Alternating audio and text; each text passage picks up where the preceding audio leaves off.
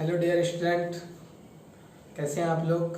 I think सब चीज़ ठीक होगा। जैसे हम आप लोगों को पिछले लेक्चर में बताए थे, एक प्रॉब्लम दिए थे और इक्विवेलेंस क्लास के बारे में बताए थे, तो उनमें हमको सुनने में आ रहा है कुछ लोगों का प्रॉब्लम ये है कि देखने में प्रॉब्लम हो रही है। तो कोई बात नहीं है, हम कोशिश कीजिए, यदि नहीं हो रहा है तो हम उस लेक्चर को फिर से रिशूट कर देंगे और फिर हम लोग तब तक आगे लेक्चर में बढ़ते हैं। यदि उसमें एक प्रॉब्लम रह जाएगा, हम इक्विवेलेंस क्लास के बारे में लिख करके वहाँ से आगे बढ़ते हैं। वो जो प्रॉब्लम था उसमें यदि सुन करके यदि या फिर देख करके काम नहीं चल पा रहा है तो हम रिशूट कर देंगे। आप लोगों को चिंता करने की ज़रूरत नहीं है। आइए, equivalence class.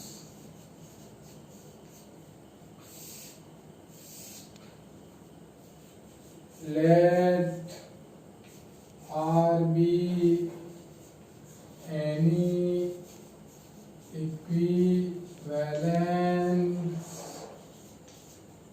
relation on a known empty set A and A belongs to set A, be any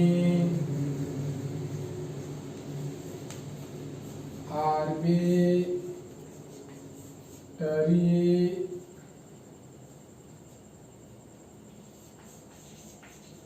element.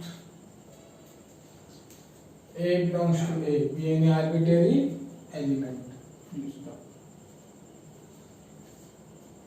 Then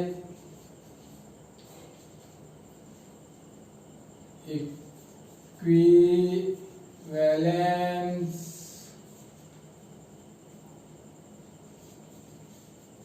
class of A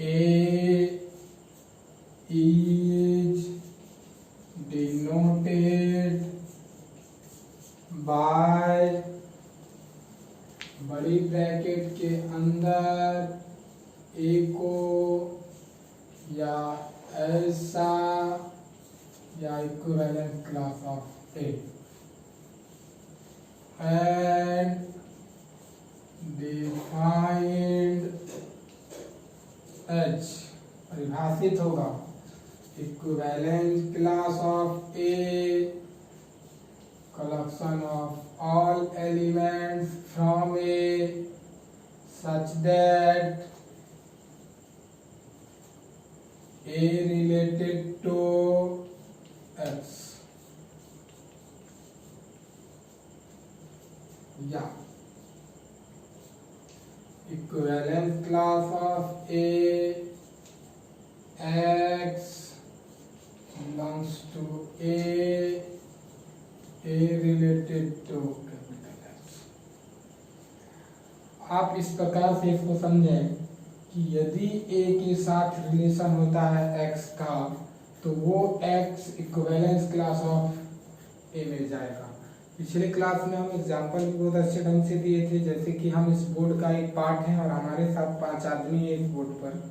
इस बोर्ड का यदि नाम हम A रख देते हैं और हमारा नाम A से है, मान लीजिए, तो इस A को हमको जो सूचित किया जाएगा वो इस प्रकार से किया जाएगा और collection of all those elements जिसका रिलेशन जिसके साथ रहा होगा उसको लिखेंगे। तो हम एक एग्जांपल लिखते हैं, वहां से कुछ समझ में आएगा।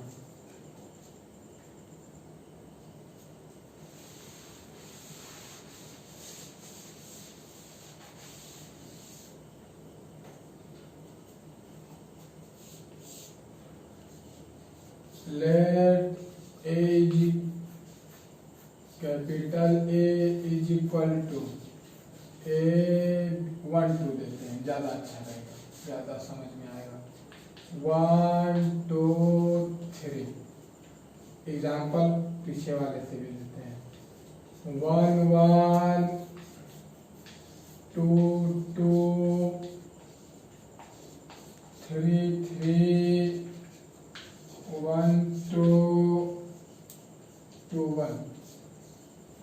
जो लिख रहे हैं उस चीज़ों को आप लोग देखें कि हम इस प्रकार से लिख रहे हैं कि मान लीजिए 3 नहीं है और इस तरह लिख दिए। एग्जाम्पल भी लिए थे यूनियन के लिए। अब ये एक इक्विवेलेंस रिलेशन है, तो देखिए तो हम लिखे थे let R be an equivalence relation on a non empty set A, ये इस पे इक्विवेलेंस रिलेशन है। Then A belongs to A लिखे थे, मतलब ए से कोई एलिमेंट को लेना है, यहाँ से कोई एक एलिमेंट से ले लीजिए। लेट मान लीजिए ए बिलोंग्स टू ए, ये लेट नहीं होना चाहिए, ये दिया ही हुआ है, इस चीज को आप देख लिए है ना, बिलोंग्स टू। अब इक्विवेलेंस क्लास ऑफ ए 1 को ऐसे लिखेंगे, हम इक्विवेलेंस क्लास ऑफ 1 इस सेट के लिए लिखने जा रहे हैं, ऐसे डिनोट करेंगे। इसका नोटेशन और भी है, इसको ऐसे भी लिख सकते थे, इसको ऐसे भी लिख सकते थे, लेकिन हम लोग नोटेशन ये लेके चल रहे हैं। इसके अंदर वो सारे एलिमेंट को लिखेंगे जो उस सारे एलिमेंट को लिखेंगे जो इस 1 के साथ ये ऐसा, ये वाला जो देख रहे हैं आप वो यहाँ है ना, मतलब पेयर में फर्स्ट में ये होना चाहिए, तो उसका सेकेंड वाला जो होगा वो इस यहाँ आ जाएगा इसके सेट में। तो ये क्लियर है कि सेट ए से ही आएगा, तो हम लोग देखेंगे फर्स्ट में ये होना चाहिए है, सेकेंड में क्या है 1 है, फर्स्ट में 1 वाला कहीं है, सेकेंड में क्या है 2 है। फर्स्ट में 1 वाला ये तो हो ही गया, ये तो हो ही गया, ये तो हो ही गया, अब कोई नहीं है, चलिए लिख दो। इक्विवेलेंस क्लास ऑफ 1 में ये हुआ। इक्विवेलेंस क्लास ऑफ 2 में जरा बताइए तो क्या होगा। फर्स्ट में 2 हो, उसके बगल में क्या है उस चीज को लिख देंगे।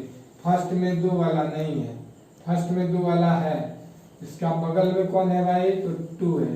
फिर फर्स्ट में 2 वाला है, उसके बगल में क्या है 1 है। इसको लिख सकते हैं, ये एक सेट है, ये इंडिपेंडेंट ऑफ देयर अरेंजमेंट होता है, इसके अरेंजमेंट से ये इंडिपेंडेंट होता है, तो इसके बराबर ये हो गया, कोई दिक्कत नहीं। आइए 3 लेते हैं, क्या होता है शुरू में 3 हो, शुरू में 3 हो है, हाँ है यहाँ शुरू में 3 हो, और लास्ट में क्या है जो है वो आ गया, शुरू में 3 वाला, इसके अलावा कोई नहीं है, लिख दिए। चलिए अब हम लोग यहाँ देखिए equivalence class of 1, equivalence class of 2, equivalence class of 3 निकाल लिए। कैसे निकाले वो समझ में आ गया होगा, डेफिनेशन ही यूज किए हम लोग। पेयर लेंगे, जिसका निकाल रहे हैं फर्स्ट अटेम्प्ट में उस चीज को देखेंगे, और जो सेकंड में है उसके सेट में चले जाएगा। यहाँ पे देख रहे होंगे here equivalence class of 1 is equal to equivalence class of 2, ये दोनों बराबर है कि नहीं है। बट इक्विवेलेंस क्लास ऑफ ए नहीं है बराबर इक्विवेलेंस क्लास ऑफ 3 के, एंड इक्विवेलेंस क्लास ऑफ 2 भी बराबर नहीं है इक्विवेलेंस क्लास ऑफ 3 के, बराबर नहीं है। तो 2 इक्विवेलेंस क्लास या तो बराबर हुआ या तो बराबर नहीं हुआ, यानी कि 2 इक्विवेलेंस क्लास आइदर डिसजॉइंट और आइडेंटिकल। इसी तरह से एक एग्जांपल और हम दे देते हैं, आप लोग हमको बना करके हमारे व्हाट्सएप पे सेंड कीजिएगा। लेट ए बराबर 2 4 6 इक्विवेलेंस क्लास एक रिलेशन लिख रहे हैं, आर बराबर 2 2 4 4 6 6 2 6 2 6 6 2 ये एक इक्विवेलेंस रिलेशन है। आप equivalence class of 2, equivalence class of 4 और इक्विवेलेंस क्लास ऑफ 6 निकाल के हमको हमारे व्हाट्सएप पर सेंड कीजिएगा, हम देखेंगे। अरिजीत पिछले बार भी आप लोग अच्छे ही ढंग से बना रहे थे, उत्सव आप लोग भी अच्छे ढंग से हैं। देखते हैं कि केतु आप भी अच्छे ढंग से पढ़ रहे हैं, ध्यान है। सुप्रिया भी अच्छे ढंग से पढ़ रही है। और देखते हैं कि इन तीनों में से किनका किनका बन के आता है। हम इस बात को देखेंगे, अगले लेक्चर में इस बात का डिस्कस करेंगे कि किनका किनका ये ढंग से बना। ग्रुप में आ जाए तो अच्छी बात है। जो कोई हमारे ग्रुप में नहीं है, जो कोई हमारे व्हाट्सएप पर नहीं है, हमारा व्हाट्सएप पहला वीडियो के पास और फिर हर एक लेक्चर के नीचे डिस्क्रिप्शन में हमारा कॉन्टैक्ट नंबर लिखा हुआ होगा 9430688878। ये हमारा व्हाट्सएप नंबर है और कॉलिंग नंबर भी यही है।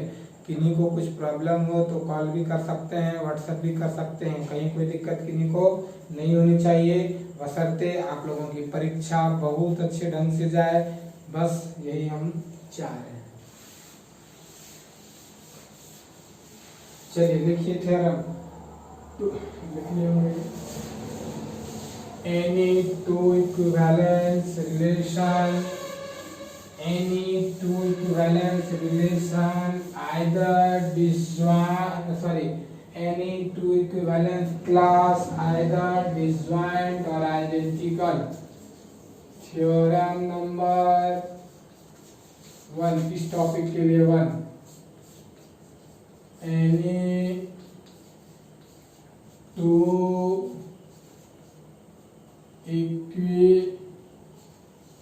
equivalence class either disjoint or identical. Disjoint और आइडेंटिकल मतलब क्या होता है, इस बात का ख्याल रखें और हम टेस्ट भी लेंगे, याद रखिएगा। डिसजॉइंट ये मान लीजिए एक यूनिवर्सल सेट है, दो चीजें जैसे मान लीजिए ये दो गोला है, तो डिसजॉइंट, ज्वाइंट मतलब जुड़ा हुआ और डिसजॉइंट मतलब जुड़ा हुआ नहीं। तो ये दोनों अलग अलग है, तो इसी को समझेंगे डिसजॉइंट। Disjoint disjoint. और ये मान लीजिए सेट ए था, ये मान लीजिए सेट बी था, या ये मान लीजिए कि ए मान लीजिए इक्विवेलेंस क्लास ऑफ है और ये मान लीजिए, या फिर ये मान लीजिए कि A equivalence class of B. अब मान लीजिए ये इक्विवेलेंस क्लास ऑफ ए है और इसी पर फिर वापस घूम गया, जैसे एक चूड़ी रख दिए, वो इक्विवेलेंस क्लास ऑफ ए, और उसी साइज का चूड़ी फिर रख दिए, तो उसका नाम देते हैं equivalence class of B. Equivalence class of B. तो एक चूड़ी रेड कलर का रखे और उसके ऊपर ग्रीन रख दिए, तो दोनों का साइज यदि सेम है, मान लीजिए जो भी साइज होता हो, तो यदि दोनों का साइज सेम है तो दोनों उसी जगह आ जाएगा, तो दोनों बराबर होगा कि नहीं।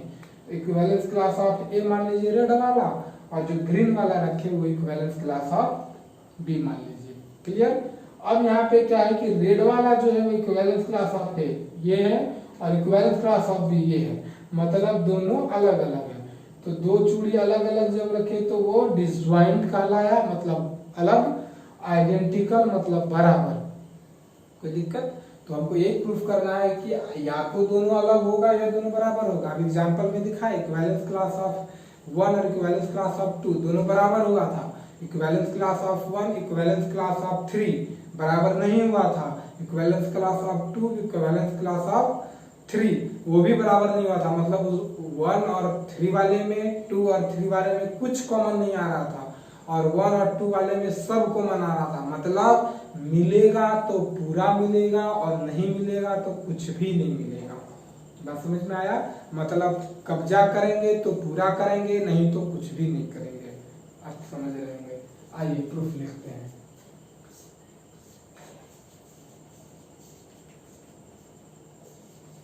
लेट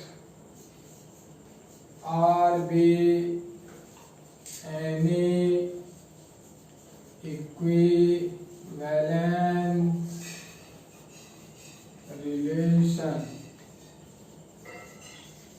and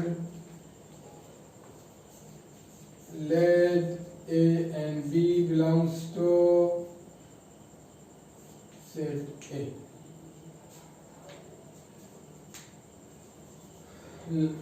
पैराग्राफ चेंज करके let A equivalence class of A and equivalence class of इतना B any two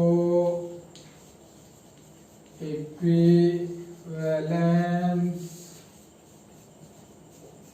class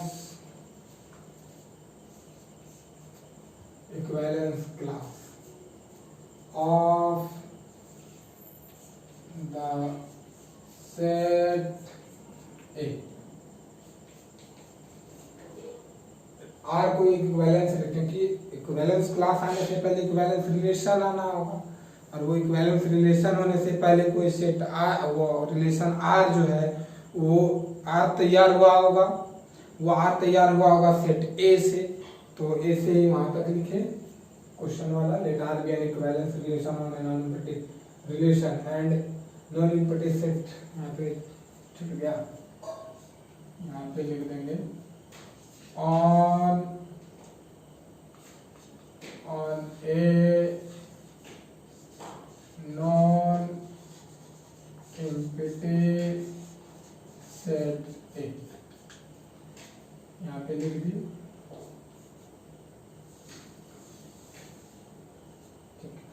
and let ए और बी, उसमें मान लिए तो equivalence class of the set A. बस कोई दिक्कत नहीं। We have to show that equivalence class of A and equivalence class of B either disjoint or identical। disjoint होगा या identical होगा? that is to prove that either disjoint मतलब disjoint का मतलब क्या होता है? अलग अलग, यानी कि दोनों का इंटरसेक्शन एम्प्टी होगा। अलग अलग मतलब कुछ कॉमन मिल रहा है इसमें और इसमें कुछ कॉमन मिल रहा है नहीं। जब कॉमन नहीं मिल रहा है का मतलब is equal to empty set 5। चलिए प्रूव दैट, यहाँ पे आइदर लिखिए, we have to prove that, that is to prove that either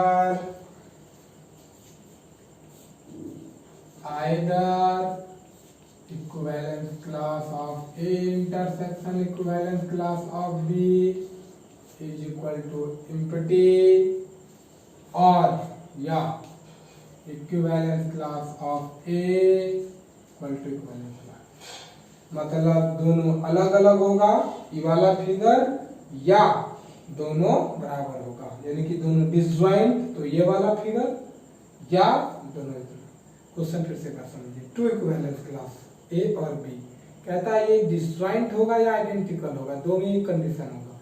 disjoint मतलब कहता है कि ऐसा होगा, तो डिसजॉइंट मतलब ऐसा, या आइडेंटिकल मतलब दोनों सेम बराबर ऐसा। तो इसी चीज को लिखिए, दोनों में कुछ कॉमन नहीं है उस फिगर को, या नीचे वाला बराबर वाला चीज लिखिए। चलिए लिखिए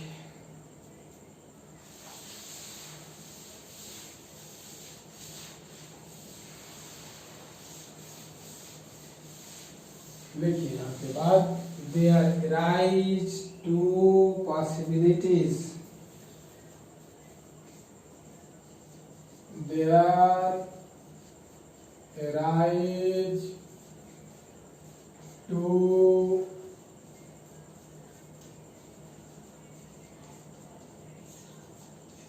possibilities. First one is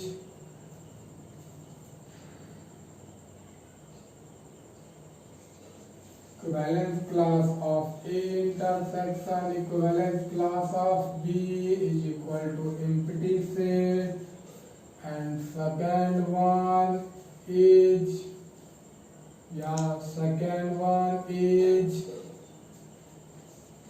A intersection B is not equal to empty. दो equivalence class A equivalence class of B, इसमें दो चीज हो सकता है कि इस दोनों चीज में कुछ कॉमन आ सकता है या कुछ कॉमन नहीं आ सकता है। जैसे ये दो चीज आप देख रहे हैं, ये दोनों अलग अलग है, तो इस दोनों में कुछ कॉमन नहीं आ रहा है, तो ये कंडीशन दोनों में कुछ कॉमन नहीं, मतलब खाली सेट के बराबर। अब देखिए, अब यहाँ पर देखिए इस दोनों में कुछ कॉमन आ रहा है, ये उंगली आ रहा है कॉमन। अब ये जब कॉमन आ रहा है तो क्या ये खाली सेट के बराबर हुआ? नहीं, ये उंगली दोनों कॉमन आ रहा है, दोनों पे देखिए आ रहा है ना, तो ये खाली सेट के बराबर नहीं हुआ, समझ रहा है? तो इसीलिए यहाँ लिखिए दो पॉसिबिलिटीज। तो इफ, जब या व्हेन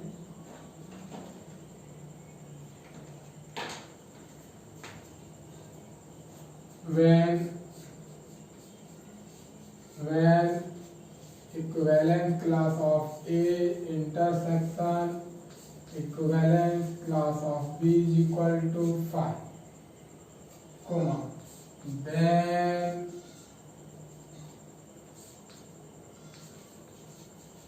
there is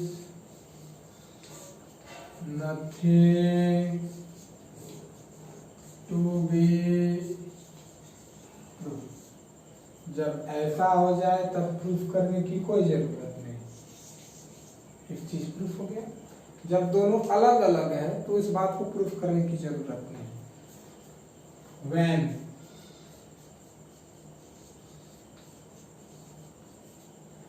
इतना हो जाए, ये खाली नहीं हो, then to prove that equivalent class of A is equal to equivalent class of B। जब कॉमन नहीं मिला, इक्विवेलेंस क्लास ऑफ 1 एग्जांपल में देखिए, ऊपर में आप लिखे होंगे 1 और 3 में कुछ कॉमन नहीं मिला, कुछ कॉमन नहीं मिला, तब क्या हो? खाली रहा। 1 और 2 में देखिए, 1 इक्विवेलेंस क्लास ऑफ 1 और इक्विवेलेंस क्लास ऑफ 2। जब इसमें कुछ मिला कॉमन तो वो पूरा मिलना चाहिए, जो इसका था वही इसका मिलना चाहिए।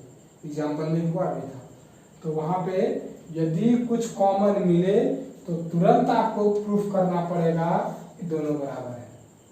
दो चीज प्रूफ करना था, पहला ये चीज, दूसरा ये चीज। देखिए, टू प्रूव दैट आइदर, और ये वाला कंडीशन तो यहाँ से फुलफिल कर गया, ऐसा है तो there is nothing to be prove. लेकिन यदि ऐसा है तो इसके लिए आपको ये सिद्ध करना पड़ेगा, ठीक है? तो लिखिए,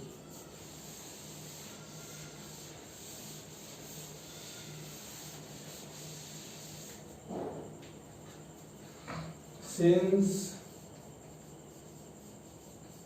equivalence class of A intersection equivalence class of B is not empty, ऐसा दिया हुआ है, तो X belongs to equivalence class of A equivalence class of B। जब ये दोनों में कुछ एम्प्टी नहीं है तो कुछ एलिमेंट, कोई एलिमेंट होगा, वो X मान लेते हैं। x belongs to equivalence class of A intersection replaced by and ये x belongs to equivalence class of B। देखिए एक बात बताते हैं, यदि कोई इक्विवेलेंस क्लास ऑफ ए है तो पक्का है कि ये सेट ए से रहा होगा और ये x रिलेटेड हुआ होगा ए से। इस चीजों को हम लोग ऐसे भी लिख सकते हैं, ए रिलेटेड रहा होगा x से। इस चीज को इधर और इसको इधर लिखे, क्यों? क्योंकि आर इक्विवेलेंस रिलेशन है और इक्विवेलेंस है तो सिमेट्रिक जरूर रहा होगा, तो सिमेट्रिक जब रहा होगा तो उसको पलट सकते हैं। क्लियर? तो हम लोग अच्छा ये इस सेट में है तो इसको ऐसा भी लिख सकते हैं कि नहीं, लिख सकते हैं। और इस चीजों को लिख सकते हैं और इसके अंदर में देखिएगा कि x रिलेटेड टू a लिखा हुआ है कि, क्योंकि इसमें है का मतलब a के साथ रिलेशन होगा। जो भी इक्विवेलेंस रिलेशन में है वो एलिमेंट इक्विवेलेंस क्लास में है तो वो एलिमेंट उस क्लास के साथ रिलेशन बनाया होगा। आइए तो ये x related to a and x related to b। अब ये a इधर लिखेंगे और ये इधर लिखेंगे एंड b फर्स्ट में लिखेंगे, इधर लिखेंगे। सिमेट्रिक रिलेशन लगा दिए, इसको इधर, इसको इधर, इसको इधर, इसको इधर। सिंस r इज सिमेट्रिक, अब हम इसको लिख सकते हैं ax belongs to r, लिख सकते हैं, बताए भी नहीं। and bx belongs to r। देखिए तो ये x इसको पलट दिए, कोई बात नहीं। अब इसको लिख सकते हैं ax belongs to r and x को इधर लिख सकते हैं, b को इधर लिख सकते हैं। since r is symmetric। क्यों इधर ऐसा पलटे जी? इसलिए पलटे क्योंकि हमको ट्रांजिटिव कंप्लीट करके a और b के बीच रिलेशन तैयार करना है। ठीक, implies that a b belongs to r, चूंकि r is transitive, R transitive है। चलिए इधर आते हैं, अब कुछ नहीं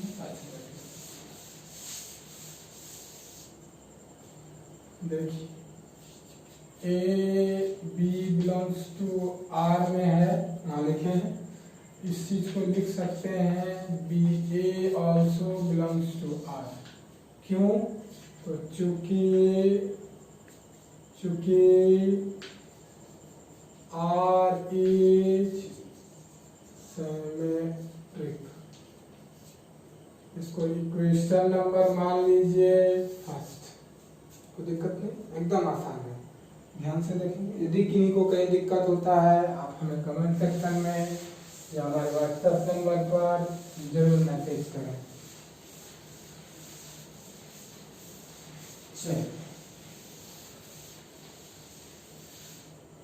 लिखिए late a belongs to equivalence a b। x मान चुके हैं y equivalence class of a implies that ये इसमें है तो इसको लिख सकते हैं related to a। Equivalence class में होने के बाद तुरंत रिलेशन बनता है y a belongs to r। ये बिलोंग्स टू ये लिखे, जानते हैं इक्विवेलेंस क्लास में होने से तुरंत रिलेशन बन जाता है, तो इस दोनों के बीच रिलेशन रहा होगा तब इक्विवेलेंस क्लास में क्या होगा। अभी y a को बिलोंग्स टू r जरूर लिखेंगे क्योंकि इसी चीज को ये लिख रहे हैं, हम पहले बताए हैं। अब देखिए एंड a से शुरू होने वाला यहाँ एक चीज लिखा हुआ होगा आपका, ये चीज अभी तुरंत, तो A B belongs to R, कहाँ से भाई, तो फ्रॉम फर्स्ट, सॉलिड यहाँ है, implies that ये ए कैंसिल आउट समझ सकते हैं क्योंकि ये ट्रांजिटिव है। A B belongs to R, क्यों भाई, क्योंकि आर इज ट्रांजिटिव, क्योंकि आर इक्विवेलेंस है तो ट्रांजिटिव रहा होगा। अब देख लीजिए, ये इस चीज को बीच में आर लिख सकते हैं, कल भी बताए थे, आज भी फिर से बहुत बार यूज कर रहे हैं। अब ये दोनों के बीच रिलेशन रहा तो पक्का ये एलिमेंट बिलोंग किया होगा इक्विवेलेंस क्लास ऑफ बी में, कोई दिक्कत यहाँ तक नहीं। इस लाइन को अंडरलाइन, यहाँ पे एक बार अंडरलाइन ऐसा कीजिए और उसको ऐसा कीजिए, एग्जामिनेशन हॉल में आप अपने कॉपी में भी ऐसा जरूर करेंगे। देख रहे हैं कि ये इसमें बिलोंग कर रहा है और ये इसमें बिलोंग कर रहा है, नोट में बातों को लिख लीजिए यदि किन्हीं को दिक्कत होता होगा तो। यदि कोई ए एलिमेंट ये बिलोंग करता है सेट ए में और वो एलिमेंट सेट बी में बिलोंग करता है तो आप लोग पढ़े होंगे, पहला वाला इज द सबसेट ऑफ, बाद वाला बल्कि is the subset of B. तो इस दोनों चीजों को देखकर आप कह सकते हैं कि equivalence class of A is the subset of equivalence class of B. Equation number 2 मान लीजिए, तो दिक्कत नहीं, समझ में आया। चलिए आगे लिखते हैं।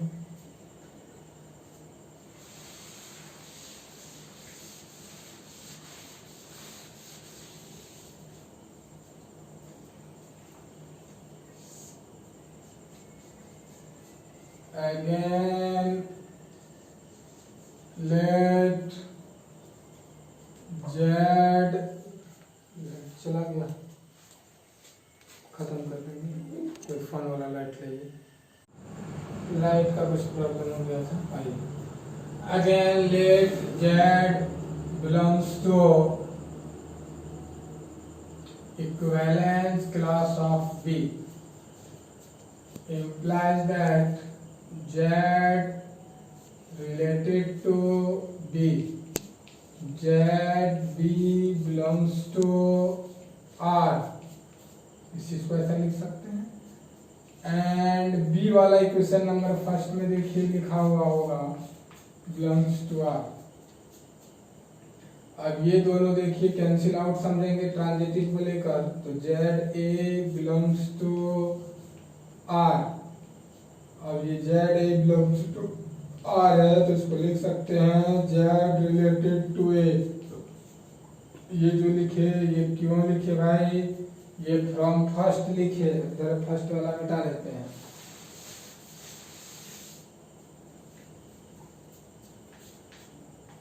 सिंस आर इज, आर क्या है भाई, हाँ सिंस आर, ये फ्रॉम फर्स्ट सॉलिड, ये सिंस आर इज सिमेट्रिक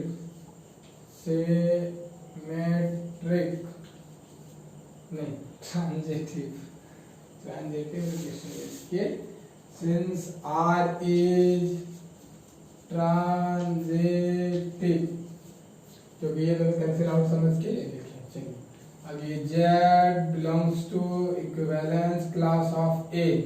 देखिए यहाँ एक बार अंडरलाइन कीजिए, यहाँ एक बार अंडरलाइन कीजिए और इससे लिखेंगे b is the subset of equivalence class of b is the subset of equivalence class of a। Equation number 3, equation 2 and 3 implies that equivalence class of A is equal to equivalence class of B। ये है A is the subset of B and if B is the subset of A, तो दोनों का मतलब मिला के क्या, A is equal to B।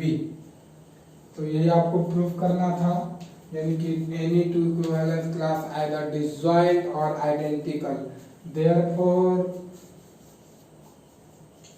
therefore to any two equivalence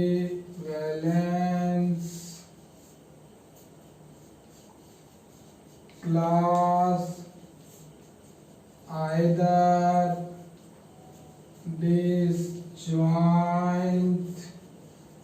or identical, दो डिसजॉइंट क्लास आइदर डिसजॉइंट और आइडेंटिकल। ये प्रूफ किस हिसाब से गया, आप 2 मिनट में यदि वो समझना चाहें तो समझ लीजिए तुरंत। जैसे प्रूफ करना है दो चीजों को, तो उस दो चीजों को आप समझ रहे हैं, या तो वो ऐसा होगा या फिर ऐसा होगा, दो इक्विवेलेंस क्लास। यानी कि ये भी बात है कि दो सेट, या तो दोनों में कुछ कॉमन नहीं मिलेगा या कुछ कॉमन मिलेगा। जब कुछ कॉमन नहीं मिलेगा तो प्रूफ करने की जरूरत नहीं, और जब मिलेगा तब आपको प्रूफ करना है। यहाँ पर equivalence class of A is equal to equivalence class of B, ये प्रूफ करना है। मतलब आपको ये प्रूफ करना है कि A equivalence class of A is the subset of B and equivalence class of B is the equivalence subset of A B के अंदर, बी ए के अंदर। तो ये सिद्ध हो जाएगा, तो बराबर सिद्ध हो जाएगा। इसके लिए हम लोग क्या किए भाई, सबसे पहले x मान लिए कि ये x जो है वो इक्विवेलेंस क्लास ऑफ ए में है, और आगे प्रोसेस बढ़ाए। इक्वेशन नंबर फर्स्ट हम लोग तैयार किए, टारगेट पता चलेगा तभी आपको आपके दिमाग में रहेगा। इक्वेशन नंबर फर्स्ट, x का काम हो गया पहले। अब हम लोग y लिए इक्विवेलेंस क्लास ऑफ b में, प्रोसेस बढ़ाए। ये फर्स्ट स्टेप, उसके पहले जो स्टोरी लिखे तो वो दिमाग में रहेगा सारी बात। दूसरा स्टेप हम लोग क्या किए, इसको आगे बढ़ा के इसको दिखा दिए कि ये b हो जाए। इस दोनों चीज को मिला करके a is the subset of equivalence class of b दिखा दिए। ये क्वेश्चन नंबर 2 हो गया। हम लोग तीसरा स्टेप क्या चले भाई, x हो चुका था, y हो चुका था, z माने ये z बिलोंग कर गया, z बिलोंग कराए हम लोग ए में, बी में, ए में करा चुके थे, बी में, ए में करा चुके थे, बी में कराए। आगे प्रोसेस बढ़ाए, दिखाए ये ए में है, उस हिसाब से ये जो है equivalence class of B is the subset of equivalence class of A. इसको 3 मान लिए, ए और बी में, ए बी में, बी ए में। ये वाला इक्वेशन नंबर 3 और 2, यानी कि 2 और 3 से दोनों को बराबर कर दिए। बहुत आसान है, थोड़ा सा प्रोसेस में स्टेप याद रखना है, बाकी तो आपका इतना सही स्टेप है। और हम लोग अब कल फंडामेंटल थ्योरम पढ़ेंगे, उससे पहले हम लोग पार्टीशन पढ़ेंगे। ठीक है, बहुत बहुत धन्यवाद।